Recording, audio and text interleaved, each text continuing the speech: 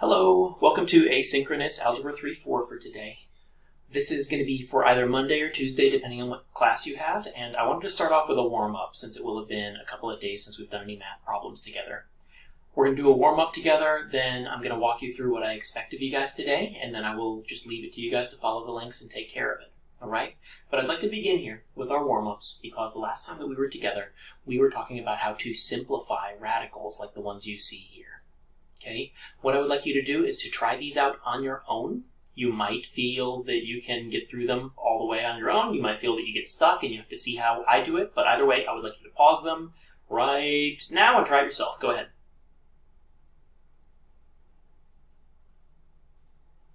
All right, I hope you paused it. So now I'm going to start working through it and explaining my thought process. Remember that when we were simplifying radicals such as these, one of our goals was to find the biggest perfect square that fits into them evenly. So I'm going to make my list of perfect squares over here so that it's handy for us to use later. Let's see, we'll go up to 49 and then stop right there. Okay, this is a positive 175, and I recognize that because of this 5 on the end, that 25 is probably a good choice. In fact, the square root of 25 is a really good way to split this, because 25 goes in 7 times. So I can split this square root into radical 25 times radical 7. The reason that I choose to do that is because now that I have this square root of 25 here, we know that that's actually 5. And we can bring down the square root of 7. So this makes our new simplified version. Number 2 is one that some of you guys will be stumped on because I don't believe we got this far in all classes. But let's go ahead and break it down. This one has the added complication that there's a negative inside it. Now, because of this negative, instead of breaking it into 2 parts, we're going to break it into 3. The first part that I'm going to pull out of it is the negative itself, with a negative 1. After that, I've got to decide what goes into 117 from my list here. No. 9 does go in. So it looks like 9 is my biggest perfect square that goes in, and it does so 13 times.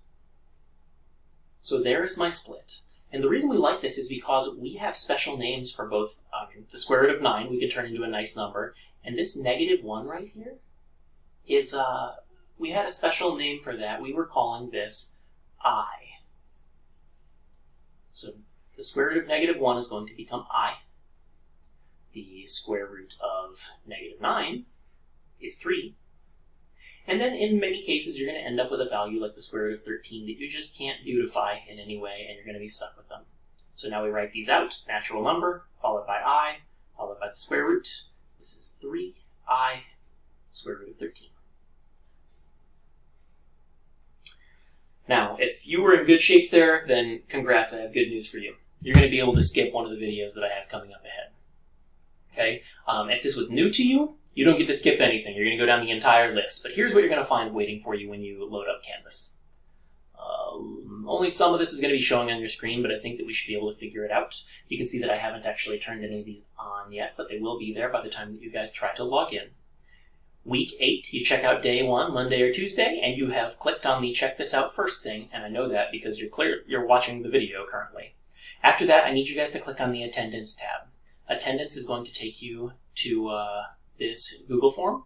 I might still make some edits to this, but just the same, it should ask you when you are signed in as somebody else for your email address, your name, your ID number, and then which period you're in. This will go straight to me, and this is how I'm going to be taking attendance, so please make sure that you take care of it. It should be within the first 20 minutes of class. I'm assuming that you guys will be done with this little warm-up video and watching and filling out the attendance by then. Next up is the one with the stars. Notes, Intro to Imaginary Numbers. If that second warm-up problem, the square root of negative 117, was causing you trouble, then you should probably watch through this again, or it's possible that you never saw it in the first place, all right? But if you took care of both of those problems with no issues whatsoever, you have my permission to skip right over this. You've seen it before. Next is our notes on solving and simplifying with imaginary numbers. These are the last couple of slides that we didn't get to on Thursday or Friday, and so our main plan is taking care of those and finishing them up. Okay. After you finish watching these, make sure you have your notes out so that you guys can scribble some stuff into there. There's not nearly as much content. I think I only took 15 minutes to go through the whole thing, although I did get cut off right at the end, so I apologize for that. But you should have everything you need from looking at this. And the solving with radicals and imaginary numbers homework is the exact same assignment from last week, so you don't need to, if you started last week, you don't need to download this again. It should be waiting in Notability for you. But after watching this video, you will have the tools you need to complete it. Okay?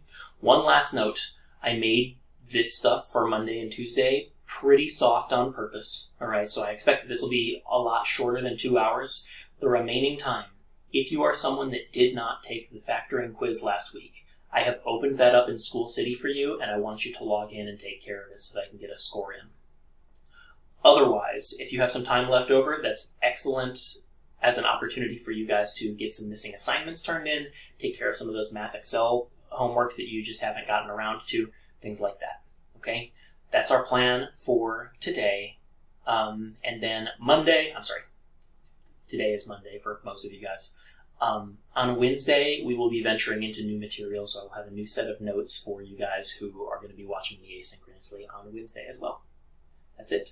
If you do have any trouble, if something's causing you problems, you can't take attendance, you can't log into your School City assessment, things like that, please message me and let me know. I will be checking Canvas as the day goes on. All right? That's it. Thank you guys, and I will see you live and via Zoom or in the classroom very soon. All right? Have a good one.